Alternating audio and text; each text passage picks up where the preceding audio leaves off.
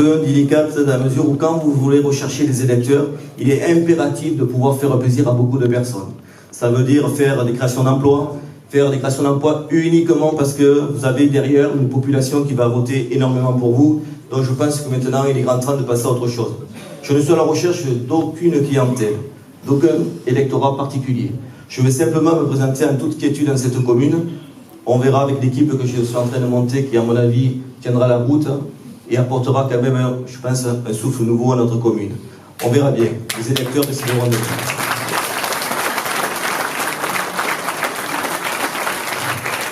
Je voulais particulièrement remercier Robert Ménard. Je sais qu'il y a un comité d'accueil à l'entrée, bon, peut-être le concernant ou peut-être me concernant, j'en sais fichtrement rien, mais c'est pas bien grave. Mais je voulais le remercier parce qu'il s'est battu en 2014 pour conquérir la mairie de Béziers avec force, vigueur et courage. Rappelez-vous, lorsque les titres des journaux titraient Robert Ménard, antisémite, Robert Ménard, Rassemblement National, Robert Ménard ci, Robert Ménard là. Robert Ménard a su au fil de ces années rompre un petit peu avec ce qui a été mis en place depuis de longues années par Raymond Couder. Nous connaissions Raymond Couder qui a fait, je crois, 4 mandats, 3 mandats exactement. Et on savait qu'il avait misé entièrement sa façon de gérer la ville sur la même façon dont s'est géré Frontignan, c'est-à-dire avec énormément de clientélisme et d'électoralisme.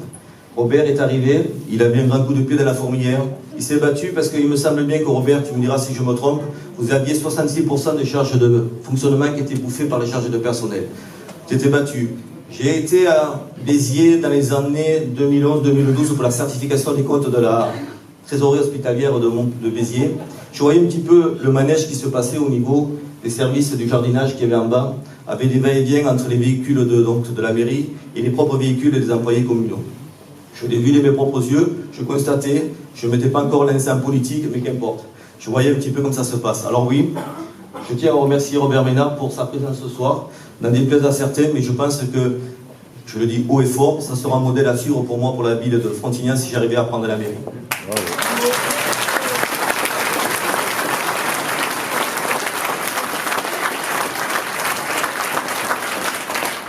Je me rappelle bien qu'en 2014, on a essayé de lui coller tous les mots de la création sur le dos, toutes les, je dirais, les invectives possibles qu'il a pu subir, les procès qu'il a subis, notamment lorsqu'il a osé dire que dans certaines écoles, il y avait une forte population maghrébine, ça lui a valu des colibés, ça lui a valu un jugement, un tribunal correctionnel, qu'il a gagné ensuite en 2018 en appel, je me trompe, et ça a été confirmé en cassation. Ça a fait taire un petit peu toutes ces associations qui vivent largement des subventions, que ce soit les droits de l'homme, que ce soit SOS Racisme, etc.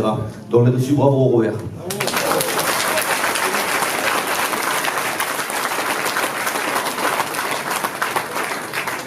Alors effectivement, je n'ai pas la même vision que la majorité socialiste de Frontignan. Ils sont dans une vision, par moment, à mon humble avis, qui est complètement aveuglée idéologiquement. Je le dis sincèrement, puisque j'ai vu l'évolution de cette ville au fur et à mesure. On cache beaucoup de choses aux Frontignanais. Et ça, je sais que les personnes présentes dans cette salle, qui sont venues aujourd'hui en toute liberté, puisqu'ils sont des citoyens de Frontignan, vont bien acter ce que je vais dire. Au niveau de l'insécurité, on ne peut pas nier qu'à Frontignan règne une insécurité palpable.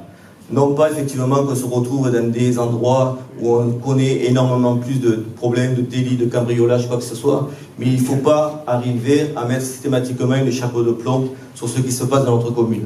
Je pense qu'il est indispensable un petit peu d'ouvrir les yeux, non pas pour faire systématiquement de la correction, mais je pense qu'il est important également de faire de la prévention. Pour faire de la prévention, il faut être présent sur le terrain. Par les présences sur le terrain, j'entends que lorsque nous mettrons en place notre police municipale à Frontignan, je mettrai tous les moyens nécessaires pour effectivement on puisse assurer une certaine quiétude et tranquillité aux habitants de la commune. Je voudrais également, à ce niveau-là, parler également de notre CSU. J'ai vu dernièrement que les candidats qui sont opposés à ma liste ont tous décidé de faire un CSU, de mettre l'accent fort sur la sécurité. Donc je suis surpris lorsqu'on a des candidats qui se revendiquent justement les chantres de la démocratie, les chantres, je dirais, de l'humanisme, qu'on puisse du jour au lendemain mettre des caméras dans une ville, caméras qui n'apportent aucune solution, puisque souvent de fois ces caméras n'enregistrent strictement rien et ne sont pas suivies des faits. Donc oui, moi je mettrai en place le nécessaire avec un CSU au départ très modéré, de manière à surveiller rapidement et faire de la prévention pour que les Frontignanais puissent dormir la nuit en toute quiétude, pour éviter les rodéos dans cette ville, puisqu'effectivement, il arrive bien souvent d'ailleurs que l'avenue Victor Hugo, où j'avais mon ancienne permanence, soit remontée à contresens en pleine nuit. Il arrive bien souvent que sur la place de Contrin, en face notamment de la médiathèque, vous ayez des jeunes qui s'amusent à faire du drift sous la nouvelle place qui est entièrement neuve, où on va monter avec l'échelle de secours, chercher les chiliennes sur le premier étage de la médiathèque, et ensuite on les laisse tranquillement pour que le lendemain, les employés de la commune les remontent, du moins les employés de la médiathèque les remontent là-haut. Or c'est vrai, ce sont des petites incivilités, me direz-vous, mais ce sont des incivilités qui polluent au quotidien, et je pense qu'il est grand temps de faire quelque chose. Concernant mes adversaires politiques, ce sont des adversaires politiques, mais ce ne sont pas des gens que je déteste. Effectivement, je n'ai rien contre eux. Eux, on soit une fois contre moi des propos qui dépassent tout entendement, qui pourraient même s'avérer être diffamatoires. Je ne fais fi de rien. Dernièrement, j'étais en réunion avec le Secours catholique qui a bien voulu m'accueillir, et notamment sur le candidat socialiste, on m'a dit « cette personne-là vous aime pas beaucoup ». J'ai dit « mais moi je l'aime ». Alors on m'a regardé avec des yeux bizarres. Oui, j'ai dit « je l'aime non pas charnellement, je l'aime catholiquement ». J'aime cette personne comme j'aimerais aimer n'importe quelle personne à partir du moment où elle ne me fait pas de mal. Mais là, ça commence à devenir problématique avec les propos qui sont tenus, et ça commence à me gêner sérieusement. Mais bon, au demeurant, il a été choisi par la majorité frontignanaise pour représenter la future liste d'union entre le Parti Socialiste, le Parti Communiste et Europe Écologie Les Verts. Il y a un problème ?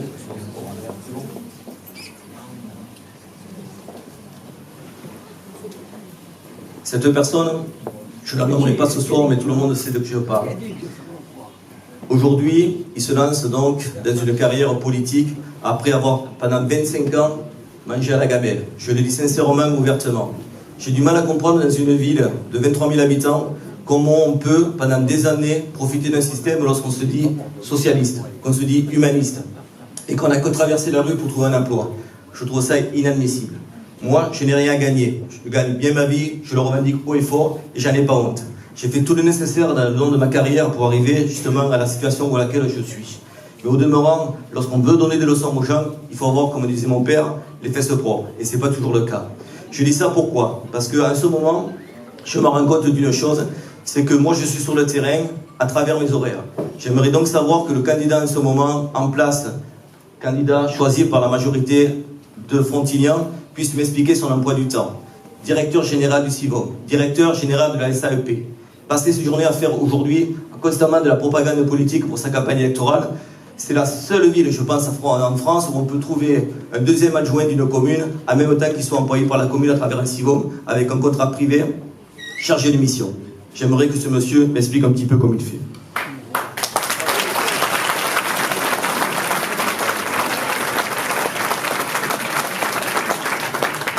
Quant aux autres candidats, je n'ai pas de grief particulier contre eux. J'ai du mal à comprendre lorsqu'on est à un âge de 32 ans, 33 ans pour certains, 40 ans pour d'autres, qu'on soit, je dirais, chef d'entreprise comme on se revendique, qu'on soit, je serais responsable d'une agence immobilière ou promoteur ou qu'importe, on décide de se lancer en politique. Ce n'est pas un vain mot de se lancer en politique. Croyez-moi, je vais en politique avec la boule au ventre, comme je suis venu à tous les conseils municipaux avec la boule au ventre. Non pas que je me retrouve en position de faiblesse, c'est que lorsque vous avez en face de vous un maire qui est en place depuis 25 ans avec une équipe administrative derrière moi, et Guylaine peut le témoigner, c'est fort difficile. Et je pense qu'il y a une personne dans la salle aujourd'hui qui a dit quelque chose de vrai lorsque je l'ai rencontré. Je voterai pour vous, M. Prato, parce que vous avez fait preuve d'abnégation. Je n'ai jamais dit que j'avais le niveau de Pierre Boudoir. Je me suis toujours dit que je me battais pour les idées qui sont les miennes, pour essayer d'amener à une plus-value dans cette commune. Effectivement, politiquement, je pense que Pierre Boudoir avait une capacité autre qui sera la mienne dans les premiers mandats. Mais qu'importe les amis, c'est la force de convaincre qui est importante, c'est la force de bien gérer cette ville. Je regrette qu'on ait pu venir à ces conseils municipaux pendant de longues années avec mes collègues, avec le peu de reconnaissance. Moi j'invite justement les opposants qui seront en face de nous à discuter avec nous. Alors on les considérera comme ils doivent être considérés, pour nous amener une plus-value dans la construction des projets qui seront pour notre ville de Frontignan. Ce qui est difficile, c'est de nous faire croire qu'on peut participer, que ce soit dans les commissions, dans les organismes privés, dans les conseils d'administration des écoles, qu'on peut amener une plus-value à ce projet. C'était un leurre, c'est un pur mensonge, et je peux garantir que c'était très difficile de pouvoir vivre dans ces conditions et surtout survivre un conseil municipal par moment. Et c'est qu'importe, on a tenu le choc, et je pense que ça sera quelque chose de très constructif pour les années à venir. Ça nous permettra de voir que nous, on se comportera fort différemment envers nos opposants. Donc oui, d'autres candidats. J'ai du mal à comprendre comment on peut se lancer en politique en n'ayant aucune expérience du terrain, aucune expérience en matière de gestion communale, en administration, en vision budgétaire, économique, lorsqu'on est simplement, je dirais, un responsable d'une agence immobilière. Bien des questions peuvent se poser. Pourquoi partir en campagne municipale? Pourquoi vouloir à tout prix devenir le maire d'une commune? Idem lorsqu'on est un jeune chef d'entreprise, comme notre ami des citoyens Parlons-en se revendique, et qu'on est poussé derrière par des chefs d'entreprise dont je connais un petit peu leur façon de faire, pour certains, avec des sociétés qui sont dissoutes et qui sont de nouveau remontées avec des noms différents. J'ai du mal à voir ce qui motive ces gens-là pour essayer de prendre la mairie. Moi, honnêtement, j'ai une vision tout à fait différente. Je ne vous mentirai pas. Je ne vais pas faire des promesses que je ne pourrai pas tenir pour la simple raison que je suis très conscient des difficultés qui se poseront à nous dès le premier mandat. Robert pourra en témoigner.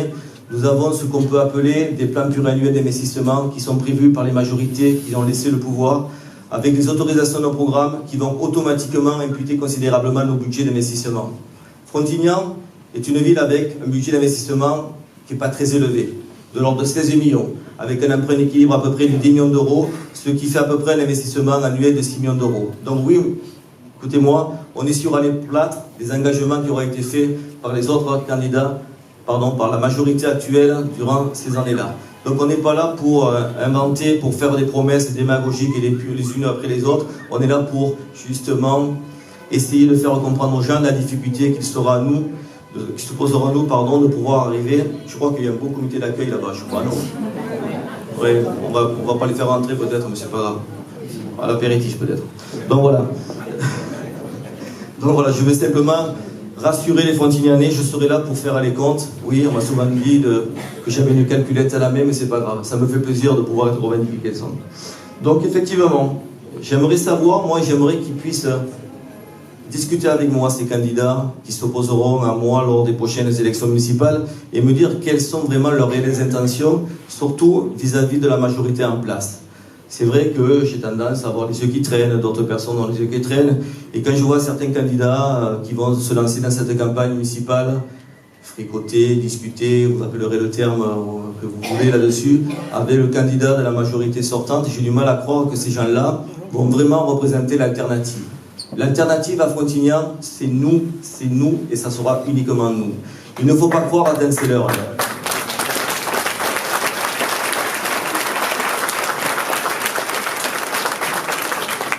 Et d'ailleurs, pour finir, parce que je ne vais pas faire non plus toute la soirée sur nos candidats, je les invite ouvertement à un débat ouvert.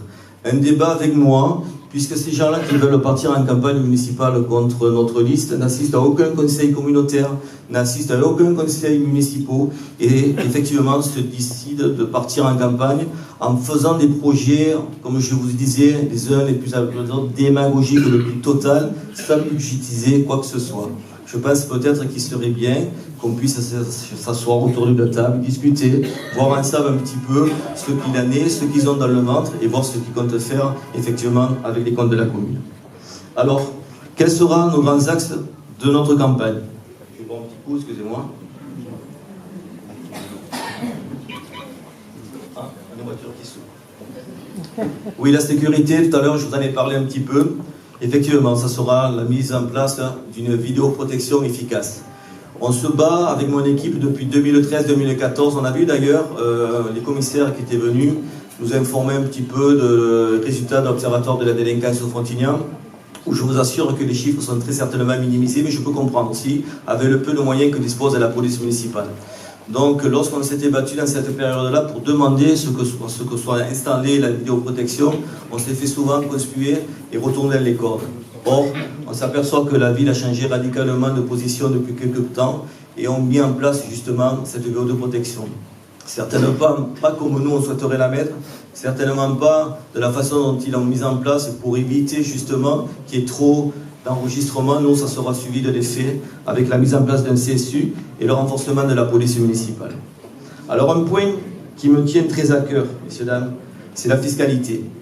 Alors effectivement, la ville de Frontignan, pendant 7-8 ans, n'a pas augmenté son taux de fiscalité.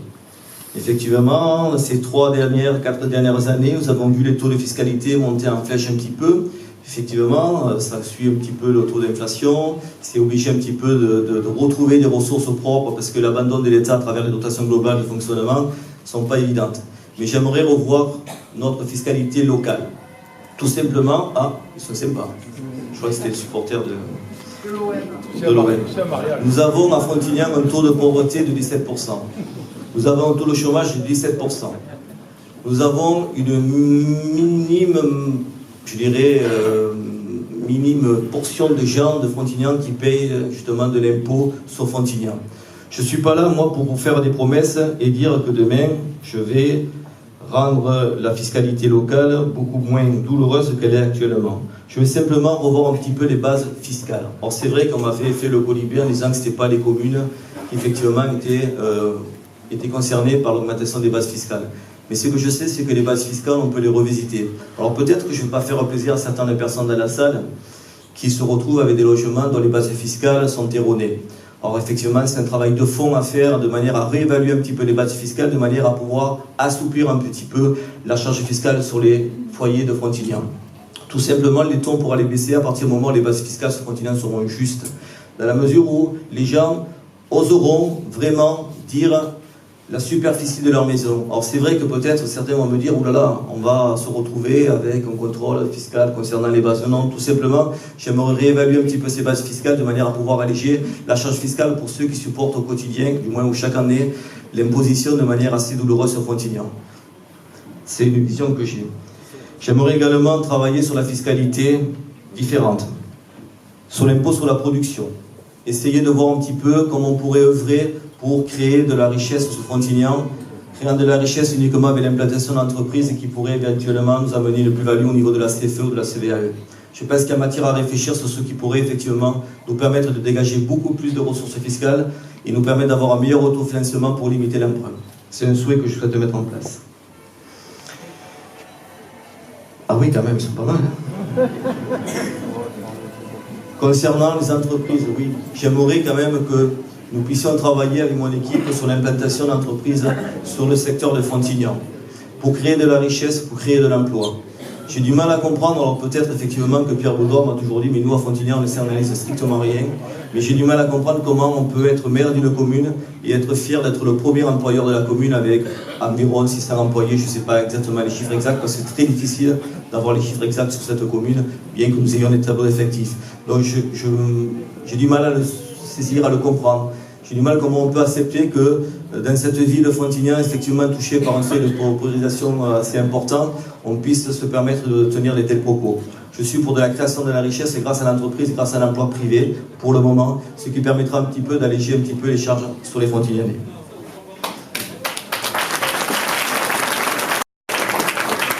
J'aimerais également proposer une véritable attractivité touristique qui donne l'envie de s'installer à Frontignan. Alors effectivement, lorsque les nouveaux arrivent sur Frontignan, on nous amène directement en haut de la Gardiole, on vous fait voir un petit peu Frontignan comme c'est beau, comme c'est agréable, etc. Mais au demeurant, une fois qu'on redescend et qu'on a les pieds sur terre, on voit que c'est quand même fondamentalement différent. On n'est pas dans l'idéal voulu par cette majorité en place qui nous fait miroiter monts et merveilles. Donc j'aimerais également qu'on puisse donner l'envie aux gens de venir s'installer à Frontignan.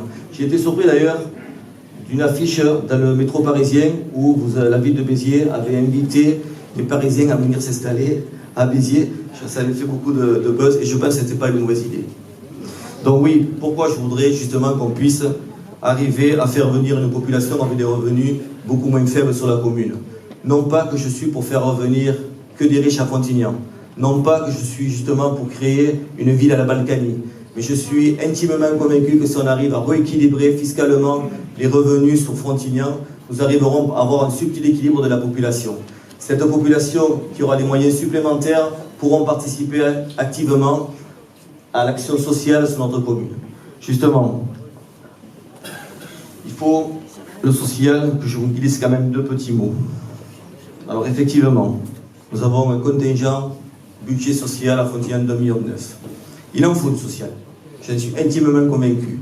Les mesures prises dernièrement par M. Ménard, je ne sais pas si vous l'avez vu, concernant le CCAS, je te donne, mais en échange, tu fais quelque chose pour la collectivité. C'est une réflexion qu'on va vouloir un petit peu se pencher dessus. Je ne sais pas si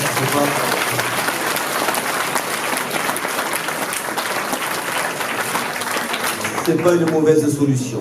Alors oui, le contingent social à Frontignan, c'est 1,9 million.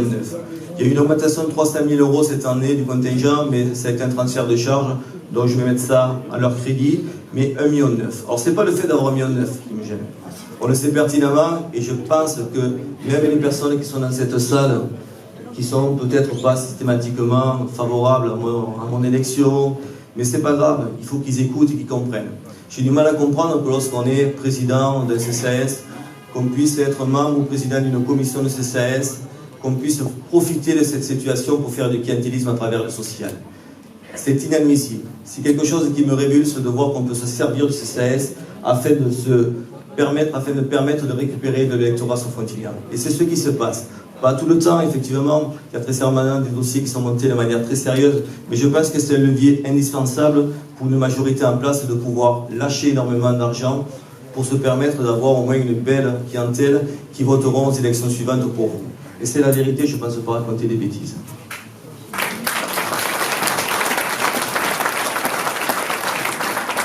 Donc, je voudrais justement mettre en place l'anonymat le plus total à travers ces dossiers qui seront instruits au CCAS. Anonymat parce que je n'ai pas besoin de savoir qui de Paul, de Jacques, de Fernand, de Louis, que ce soit, demande une aide au CCAS.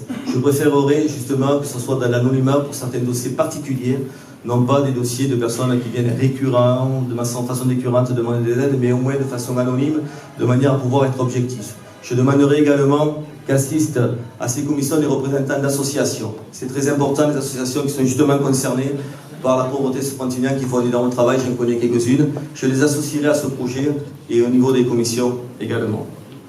Concernant les associations, je vais boire un petit coup parce qu'il fait froid. Il fait chaud avec les spots derrière.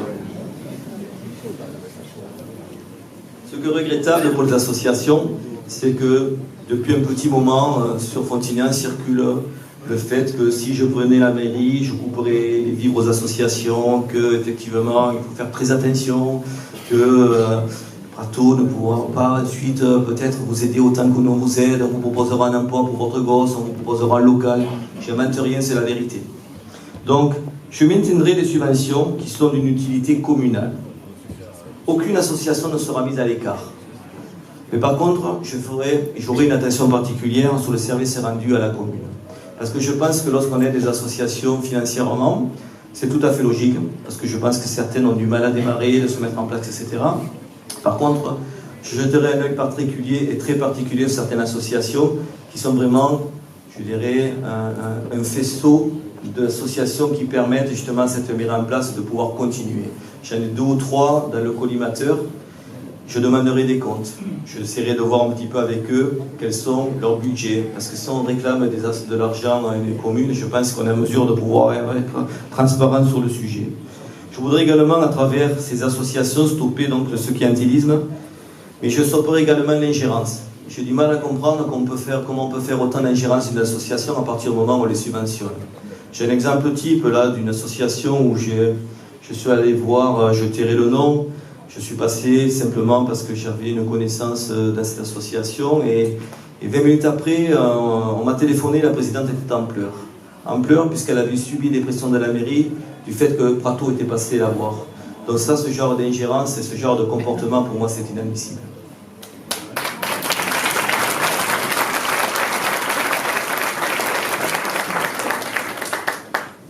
Je terminerai parce que je ne veux pas trop prendre de temps à Robert Ménard qui est pris par d'autres occupations dans cette période. Je terminerai par un sujet qui me tient également à cœur sur l'environnement. Alors effectivement, Pierre Baudouard s'est battu pendant quelques années durant un mandat pour glaner quelques millions d'euros auprès du site Céveso, donc de GLH et BP. Il a obtenu bilan 1,3 million, c'est bien. Je veux dire, par là c'était nécessaire, il a fait très bien. Nous aurons la même vision sur l'environnement pour permettre justement de pouvoir avoir Il y a un téléphone par là, c'est pas grave, c'est joli. Avoir une vision qui sera mienne de l'environnement sur Frontignan. Je mettrai les moyens pour essayer de travailler sur le secteur de l'eau. Quand je pense que Frontignan est particulièrement concerné par ces problèmes d'inondation, ces problèmes de non-récupération d'eau de pluie, je pense qu'il y a matière peut-être à réfléchir là-dessus et envisager un projet qui pourra peut-être être porteur par rapport au manque d'eau que inéluctablement sera état dans quelques années. Je suis également sensible à la cause animale. Oui, effectivement, il y en a qui peuvent être surpris, mais oui, j'aime les animaux, j'aime les chiens, ça peut paraître bizarre, pour certains peut-être, mais non. Donc on fera le nécessaire pour qu'à Frontignan, on puisse effectivement permettre à cette cause animale d'exister et de mettre tous les moyens nécessaires pour qu'on puisse permettre, notamment aux personnes âgées qui sont hospitalisées, qui sont seules, de pouvoir s'occuper de leurs animaux pendant leur absence. Voilà. Donc, je ferai également le nécessaire pour travailler sur tout ce qui est la pollution olfactive sur Frontignan, parce que c'est vrai qu'il est très délicat à certains endroits de pouvoir respirer confortablement. Donc j'aurai un travail qui sera fait également à ce niveau-là, mais bon, je pense que la tâche sera ardue, mais avec l'équipe que nous sommes en train de monter, avec les commissions que nous avons mis en place, je pense que nous arriverons à faire le nécessaire. Voilà mes amis, je ne vais pas être trop long parce qu'après ça commence à être pour certains peut-être pénible. Mais j'aimerais vous dire simplement que je vais dans cette bataille municipale avec le cœur, avec les tripes. Je n'en fais pas une affaire personnelle, croyez-moi, loin s'en faut. Ça passe, c'est bien, ça passe pas, je me serai battu, mais je vais aller jusqu'au bout de mon raisonnement. Et je serai un maire accessible.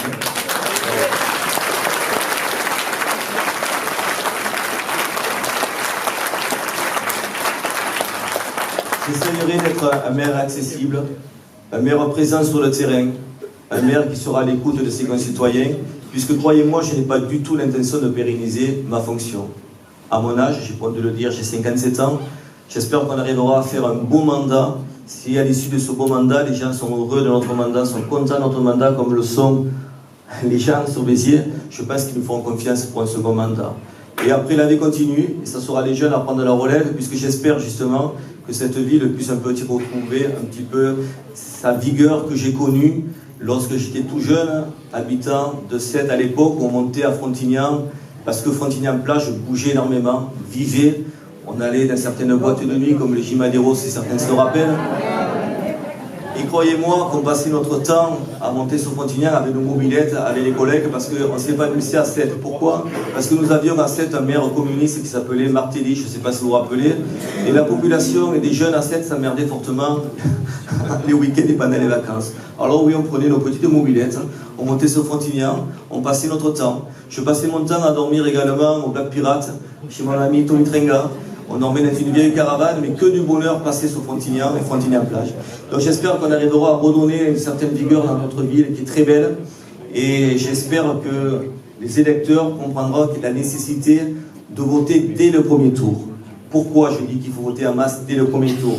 Parce que voter pour des candidats différents de notre liste dès le premier tour, ça sera faire le berceau aux candidats de la gauche, puisqu'ils se réuniront inéluctablement à la fin. Je vous remercie de votre présence.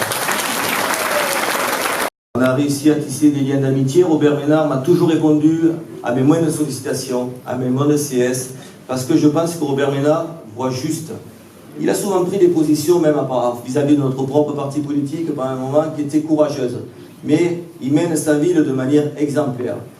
Et je pense honnêtement qu'il n'aura pas de grosses difficultés pour pouvoir accéder à son second mandat, puisque moi, travaillant sur Montpellier, j'ai bien sûr, à travers mon travail, beaucoup de connaissances qui habitent à Béziers, et croyez-moi qu'ils ne sont pas de notre bord politique. Mais, malgré tout, voteront pour Robert Ménard pour tout le travail qu'il fait dessus. Donc Robert, je te remercie vivement. Tu seras le modèle pour ma ville, dans la gestion de la ville, et je t'invite à venir sur place.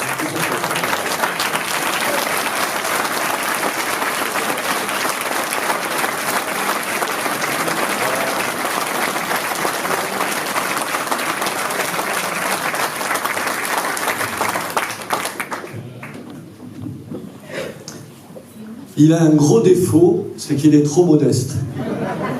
Sans rigoler, il faut arrêter. Il faut arrêter. Moi, je ne suis pas de Frontignan, donc je ne vais pas vous parler de Frontignan. D'abord, je suis content d'être venu ici, parce qu'il ne m'arrive pas tous les jours d'avoir un comité d'accueil dans une ville. Alors, si les gens viennent, nous attendent, pas forcément avec de bonnes intentions, manifestement, mais enfin, voilà. Mais plus sérieusement, je suis venu d'abord pour toi. Parce qu'il y a la politique, et puis il y a les amitiés. Gérard est un ami. Nous ne sommes pas dans le même parti, je ne suis pas au Rassemblement National, tout le monde le sait. Tu as fait état, j'ai beaucoup de désaccords avec le Front National, je ne veux pas en parler ici, mais ça ne nous empêche pas de bosser ensemble. Et chaque fois que j'ai eu affaire à lui, il a chaque fois été présent. Chaque fois été présent. Il est le contraire d'un apparatchik. Il est d'abord un homme de bon sens, de cœur, d'engagement, de parole.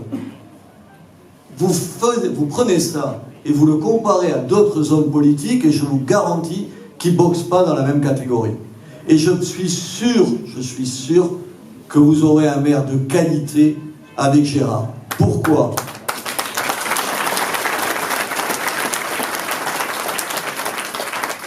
D'abord parce qu'il aime Frontignan. Moi, je connais des hommes politiques qui n'aiment pas leur vie, ou pas assez. Ensuite, parce qu'il aime les gens. Aimer les gens. La politique, c'est d'abord ça. La politique, c'est être au service des gens. Les aimer, être attentif à eux. Et ensuite, les respecter. Vous savez, moi, ma plus belle réussite à Béziers, je crois que la ville a changé. Je ne sais pas si vous êtes venus. Il faut être d'une rare mauvaise foi pour dire que la ville n'a pas changé. Mais enfin, passons. La politique, ça rime souvent avec la mauvaise foi. Vous savez ce que j'ai le plus de plaisir à mettre en avant? C'est la fierté que j'ai rendue aux Biterrois d'être Biterrois. C'est la première chose. Quand j'étais à Paris, je recevais des Biterrois à la maison. La moitié du temps, ils passaient à dire du mal de leur propre ville. Parce qu'ils n'en étaient pas contents et tout. Vous ne réussissez rien dans ce cas-là. Réussir. Que quelque chose change dans une ville. Que quelque chose bouge dans une ville. C'est le réussir avec les gens. Tu l'as dit, alors c'est ta modestie, mais tu as raison, tu es le contraire d'un démagogue. Le maire, il fait pas tout. Le maire, il offre un cadre, il offre de la confiance, il offre de la sécurité, il offre, je disais, de l'attention. Mais après, la réussite, c'est les gens de la ville. C'est les écouter, c'est prendre en compte ce qu'ils sont, c'est les défendre. Les défendre. Je défends les petites gens. Je défends, tu défends, nous défendons ceux qui sont méprisés. Vous savez, les ploucs du Midi. Vous savez, ceux qui ont un accent. Vous savez, ceux qui sortent pas de la cuisse de Jupiter. Ceux qui n'ont pas tous bac plus 7. Moi, je n'ai pas bac plus 7, je vous le dis tout de suite. On défend ces gens-là. On est là pour leur donner la possibilité d'avoir des porte-voix. Et qu'on soit attentif à eux. Qu'on soit attentif à eux. Ça veut dire quoi être attentif à eux? On en a parlé avec Gérard. Au fond, je dirais qu'il y a 3 points qu'il faut défendre si on veut être élu. Et j'ai envie que tu sois élu, tu as compris, c'est pour ça que je suis là. La première chose, tu l'as dit, c'est la sécurité. Il y a un garçon, peu importe, qui s'appelle François Bousquet, qui est un type de talent, qui a une très jolie phrase. Il dit, la sécurité, c'est la première preuve d'amour qu'on apporte au peuple. La sécurité, quand vous avez de l'argent, vous pouvez changer de quartier. Quand vous avez de l'argent, vous pouvez trouver des solutions. Quand vous avez de l'argent, si l'école est mal fréquentée, vous mettez vos enfants dans une autre école. Quand vous n'avez pas cet argent-là, vous restez dans le même quartier avec l'école du quartier, même si elle ne vous plaît pas, avec les problèmes du quartier. Donc notre job, à nous, une fois élus, c'est d'abord d'assurer la sécurité. On m'a beaucoup reproché une affiche, un paquet d'affiches, dont le maire, ici, je ne le connais pas. Mais en même temps, je me rappelais vaguement qu'il avait dit des saloperies de moi. Il n'est pas le seul. Mais je m'en souviens. C'était à propos d'une affiche. On avait fait une affiche en rappelant que Midi Libre...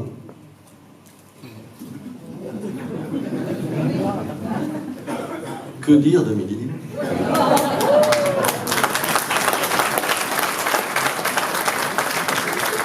Que Midi Libre, donc, appartenait à un ministre en exercice.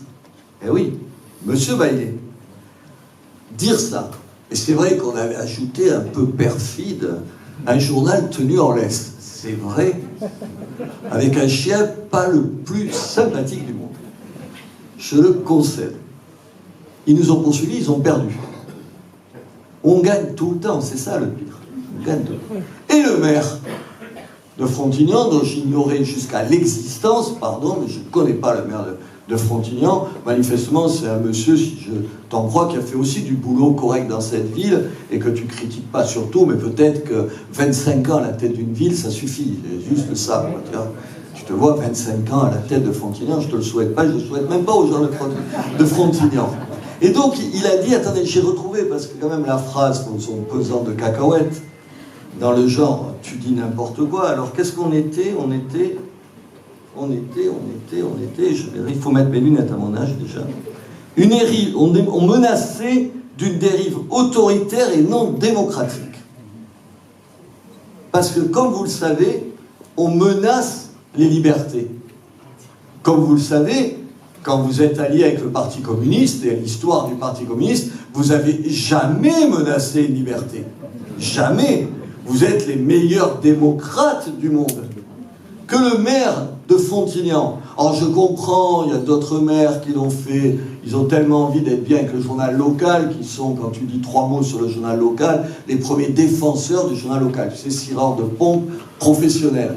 Voilà, je ferme la parenthèse, c'est la seule chose que je connais du maire de Frontignan, si ce n'est qu'il y a 25 ans qu'il est au pouvoir et que manifestement, il faut partir à la retraite. Après 25 ans, c'est la règle de base, ici comme ailleurs. Donc, de la sécurité. De la sécurité. On m'a reproché donc une affiche où je disais qu'un Beretta, attendez, je cherche un policier ici, c'était quel Beretta ? 765. Beretta 765. Et le meilleur ami de la police. C'est juste vrai.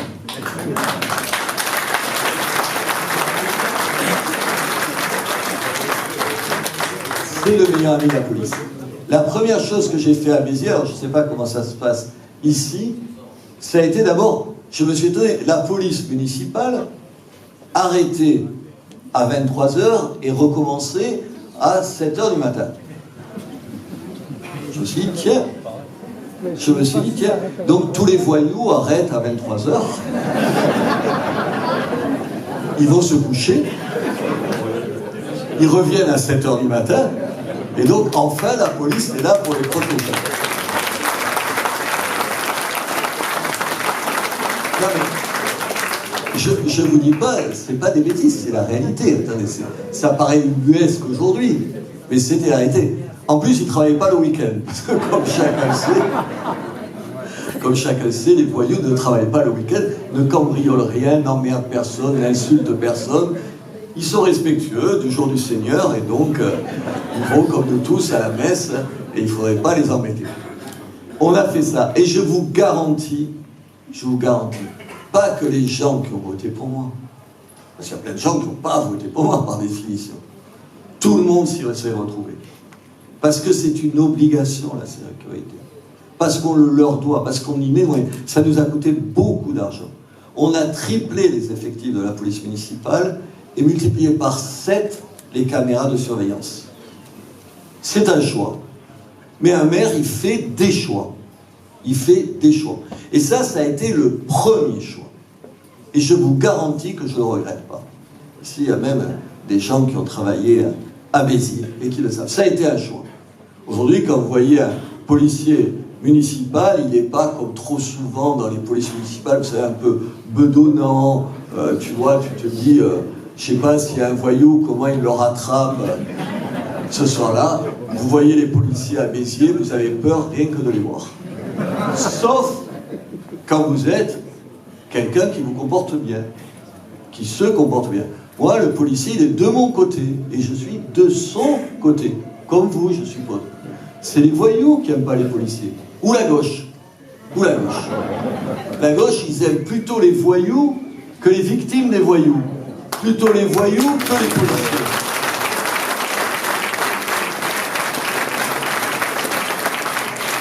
À Béziers, ils s'étaient toujours opposés à la police municipale, Et évidemment, quand tu as armé la police municipale, je veux dire, là, c'était comme, vous savez, les gousses d'ail devant la croix. C'est la première exigence. Nous, on a fait campagne sur 3 choses, c'est tout. J'ai tapé à la porte de 20 000 maisons et appartements. Je n'ai fait que ça. Que ça. C'est le seul secret. On n'a gagné que là. Les meetings, ça fait plaisir parce qu'on est tous ensemble et qu'on a envie de se donner de la force. Mais c'est pas là qu'on gagne. C'est pas là qu'on gagne. Ce qu'on gagne, c'est toc, toc, toc, on parle à la personne. Donc on l'a fait sur une ville plus sûre. J'y suis allé. Je vous ai expliqué. Plus propre. La propreté, c'est essentiel. Il n'y a qu'un crétin de journaliste parisien qui pense que c'est se mettre au niveau, vous savez, des chats écrasés. La propreté, on y a droit. C'est comme la sécurité. Une ville qui n'est pas propre, c'est inacceptable, insoutenable, impossible à défendre. On a fait ça. On s'est dit, alors là, c'est des choses, c'est des choix aussi. C'est des choix. Les choix, c'est, tu mets plus d'argent. Alors, tu as raison d'insister, en plus c'est ton job, donc c'est ce qui fait le contraire d'un démagogue de ce garçon. C'est qu'il ne vous raconte pas des choses qu'il ne fera pas, parce qu'après il vous dira, tu sais, le truc vieux comme le monde, vous connaissez. J'arrive, je suis élu, et puis, on a fait un audit des comptes, et puis la situation est bien plus difficile. Et donc on ne va pas faire ce qu'on avait dit qu'on faisait. Parce que c'est des mensonges, ça. Parce qu'il connaît, en plus, tu sièges au conseil municipal, tu sais les marges de manœuvre que tu as. Et donc, il ne faut pas faire de promesses inconsidérées. La sécurité, la propreté. La propreté de la ville. C'est pas possible, les crottes de chiens, c'est dégueulasse. Alors moi, j'ai eu un sous-préfet et un préfet. Le préfet a changé, c'est un homme de qualité. Tu as de la chance, tu vas tomber avec un préfet de qualité, qui ne nous fait pas la guerre. Quand le préfet précédent est arrivé dans mon bureau, il vient me voir, évidemment je suis le maire de Béziers, il vient me voir, et puis il arrive dans mon bureau, il est barbu un peu comme moi, et il se met à se gratter. Moi ça m'arrive de me gratter. Quoi, ça vous arrive pas de vous gratter, vous? Le mec, la démagogie, là oui, jamais il s'est gratté de la vie de Isabelle. Donc il se gratte. Mais à un moment donné, ça a pris une proportion. Il se grattait comme ça et tout. Alors je me suis arrêté de parler, j'ai regardé. Évidemment, ça a mis un blanc, il a un malaise. Il était à ce point mal à l'aise d'être dans mon bureau que physiquement, je sentais qu'il avait besoin de se gratter à l'idée d'être à côté de la bête immonde qui sort du ventre fécond d'une autre bête. Vous voyez cette rhétorique, enfin vous l'avez entendu cette rhétorique. Le fascisme était là, à côté de lui, en face de lui, et problématique. Donc, tu n'as plus l'ancien préfet, je te garantis que c'est une bonne chose, et c'est une bonne chose pour ma vie. Moi, je discute avec un préfet, qui est un préfet aujourd'hui, c'est-à-dire que quand il y a eu des inondations à Béziers, il était là tout de suite. Quand l'école a brûlé, il est venu dans la nuit. Quand il faut dégager de l'argent de l'État, il est présent là, il fait son boulot de préfet. Le préfet, il ne fait pas de la politique, normalement, il est juste au service des élus et du territoire. Je ferme la parenthèse, vous voyez que je peux dire des gentillesses, y compris sur les représentants de l'État. La sécurité, la propreté. Une ville plus sûre, plus propre. Et enfin, une ville plus belle. Plus belle. Il faut faire attention à la ville. Il faut les aimer, nos villes. Il faut les choyer. Il faut les protéger. C'est la seule chose qu'on ne peut pas nous prendre. On ne va pas délocaliser Frontignan et le Muscat de Frontignan. Je vous disais, je ne bois pas une goutte d'alcool, donc c'est pas... Et oui, je sais, c'est la des fois, en plus je suis végétarien. Je ne sais pas si j'imagine. Ouais, je sais, mais moi j'avoue mes faiblesses. Pardon. Et je les défends. Mais je n'ai pas encore pris un arrêté, et Dieu sait que je prends des arrêtés. J'avais menacé d'un arrêté interdisant l'alcool à toute heure. J'ai senti que ce ne serait pas le plus populaire. Et après interdire la viande partout. Et je ne l'ai pas fait.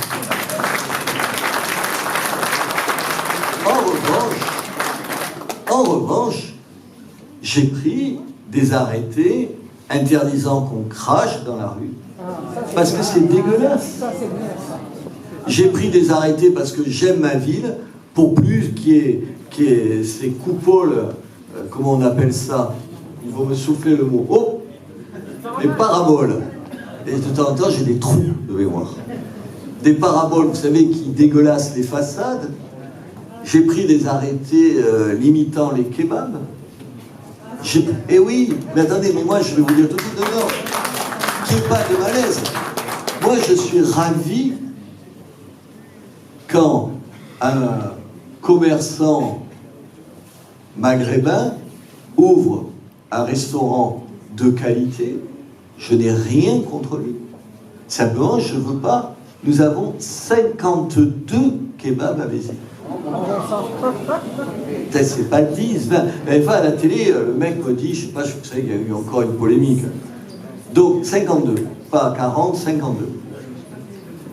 Et on me disait, oui, je ne savais plus le chiffre exactement. On me dit, combien il y en a? Moi, je dis une trentaine. Vous êtes sûr? Après, je fais vérifier, comme quoi il faut faire mieux vérifier avant qu'après. C'était 52. Et non, je ne veux pas ça. Et vous savez, il y a des femmes ici. Parce que dans ce certain nombre de quartiers de Béziers, la présence d'un certain nombre de commerces communautaires, c'est la disparition des femmes de l'espace public. C'est ça la réalité, mesdames. C'est aussi bête que ça. Et je ne veux pas, je me fiche de la religion des gens. Je m'en contrebalance. Vous imaginez pas à quel point. Et moi, j'ai passé 25 ans à la tête de Reporters Frontières. J'ai passé ma vie à défendre des gens dans le monde entier qui avaient le contraire de mes idées, qui avaient le contraire de ma religion, qui pensaient des choses différentes de moi. Je les ai toujours défendus. Donc, sur ce terrain-là, je n'ai aucun problème. Mais je ne supporte pas l'idée que dans un restaurant, sur la terrasse, vous ne voyez que des hommes, parce que les femmes, musulmanes ou pas musulmanes, savent qu'elles n'ont pas leur place sur ça. Et je ne comprends même pas que la gauche ne soit pas aussi scandalisée que nous de cet état de fait. Comment être, mesdames, féministes? Féministe, ça veut dire respectueux des femmes. Ça veut dire pour un traitement égalitaire des femmes, et accepter ou ne rien dire, ou ne pas se scandaliser d'un état de fait où, dans des quartiers à Béziers, il n'y a aucune femme attablée à des bistrots, parce que c'est des bistrots communautaires qui ne tolèrent de fait, bien sûr que c'est pas écrit, il n'y a pas écrit interdit aux femmes, mais tout le monde sait qu'il n'y aura pas une femme qui va s'asseoir à ces bistrots-là. Et ça, c'est inacceptable, et c'est pour ça que quand le maire de Frontignan explique qu'on je sais pas quoi, on ne serait pas des démocrates, mais c'est nous la démocratie, c'est nous le respect des autres, c'est nous l'humanisme, c'est nous l'attachement aux libertés, pas eux, nous.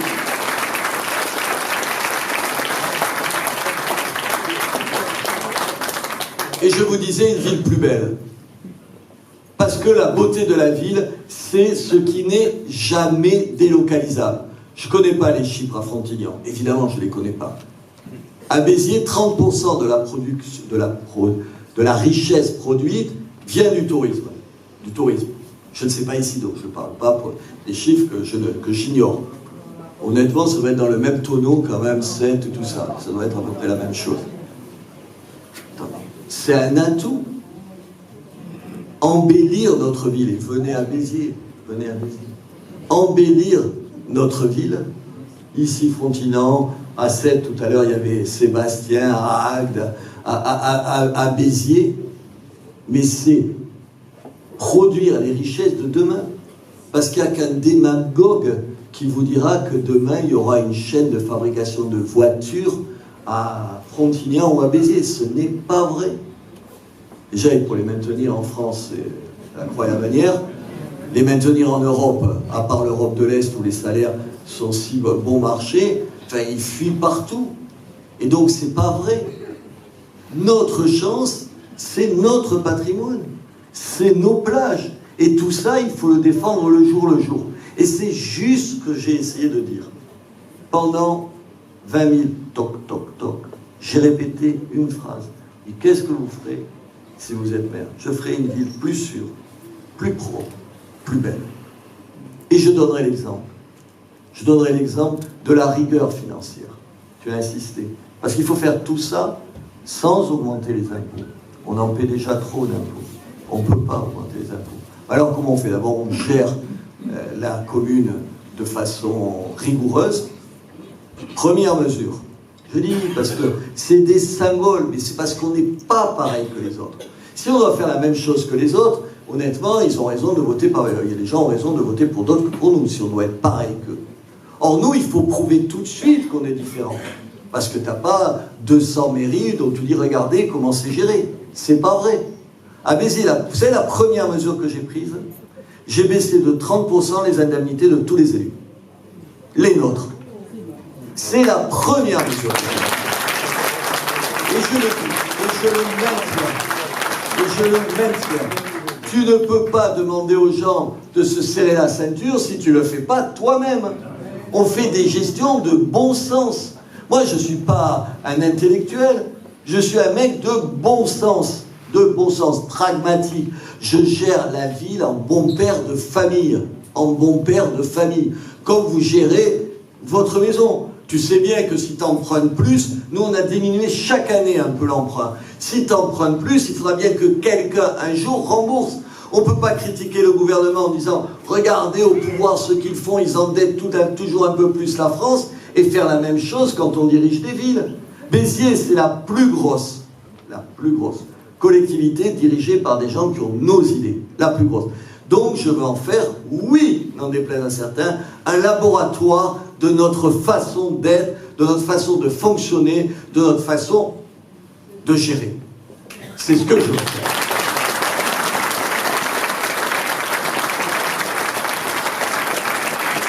Alors maintenant, je vais m'arrêter là, mais il faut se retrousser les manches.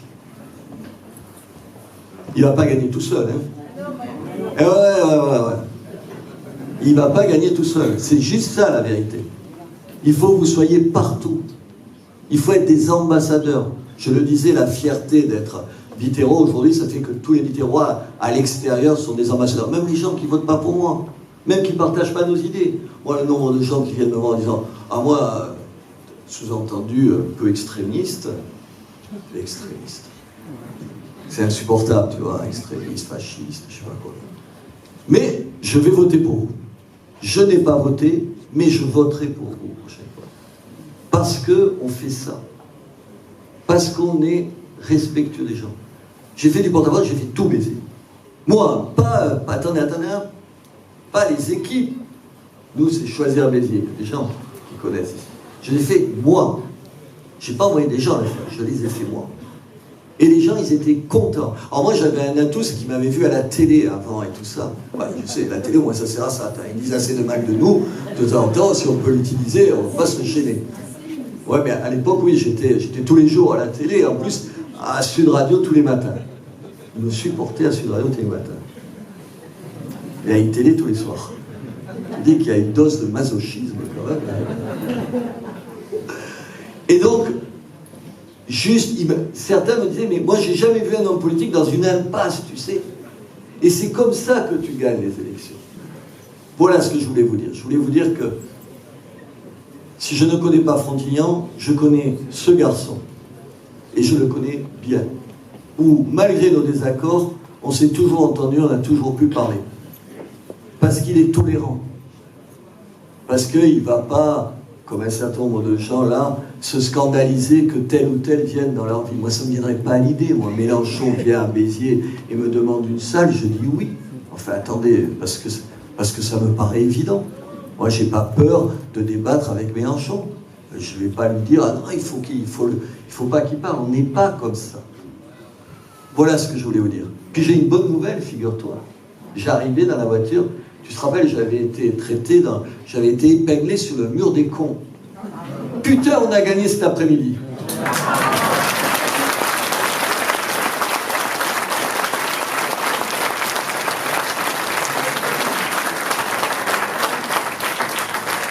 Et la présidente du syndicat de la magistrature viennent d'être condamnés pour injure publique à mon égard.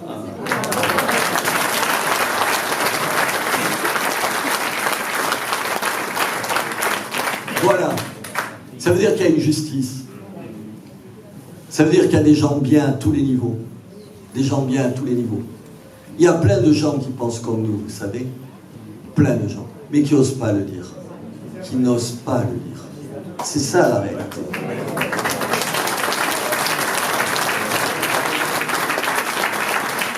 Quand on a fait notre liste, il y a 49 personnes à Béziers qui siègent au conseil municipal. On a eu du mal à faire la liste la première fois. On n'a pas de mal ce coup-ci, là, je te garantis. C'est du problème. Mais on a eu du mal, mais vous savez bien pourquoi. Parce que si tu t'affiches dans ce camp-là, le nôtre, je dis le nôtre, parce que je ne vais pas dire le Rassemblement National, j'y suis pas. Donc, dans notre camp, vous voyez, enfin, ceux qui sont un peu à droite, de la droite. Ça te... Longtemps, et c'est encore vrai, c'est comme une espèce de marque que tu portes. Tu peux te fâcher avec des voisins, des gens qui te montrent d'où, on le sait tous. Moi, quand j'ai dit dans les médias, RTL, ils ont failli me virer. La première fois qu'ils ont failli me virer, c'est parce que j'avais dit de Marine Le Pen, encore une fois, je ne suis pas au Rassemblement National, donc on ne peut pas dire que ce n'est pas un propos militant. J'étais dans des émissions de télé sur RTL à ce moment-là, et j'avais dit, mais il me semble que sur ce point-là, elle a raison. C'est un truc où il n'y avait que des journalistes. Aujourd'hui, ce serait moins vrai. Attends. Les gens me regardent dans le studio, RTL, dans un studio, c'était le vendredi soir. Je dis, pardon, le mec me fait répéter. C'était Ondelat, qui est plutôt sympathique, qui est un mec plutôt sympa par ailleurs. Il m'a dit, pardon, vous avez dit qu'elle avait raison. Je dis, oui, ça va poser un problème. Le lendemain, la société des rédacteurs, pas la direction d'RTL, c'est pour ça. On a des ennemis, on a des amis qu'on ne soupçonne pas, on en a plein, et des ennemis qui ne sont pas où on croit. Là, tu as une vision un peu facile des choses, tu dis, c'est le patron d'RTL qui a demandé qu'on le vire. Pas du tout, c'est lui qui m'a sauvé la tête cette fois-là. C'est la société des rédacteurs qui a demandé à ce qu'on me vire. Oui, pour ça. Que c'était pas un propos de journaliste, le journaliste va te faire voir. Eh oui, on parle comme ça dans les médias. Alors il faut que vous gagniez. Il faut que vous gagniez pour Frontignan. Il faut gagner, si vous m'aimez un peu, pour Béziers. Parce que j'ai envie demain de me retrouver moins seul. Gérard, si tu perds, je ne t'adresse plus la parole.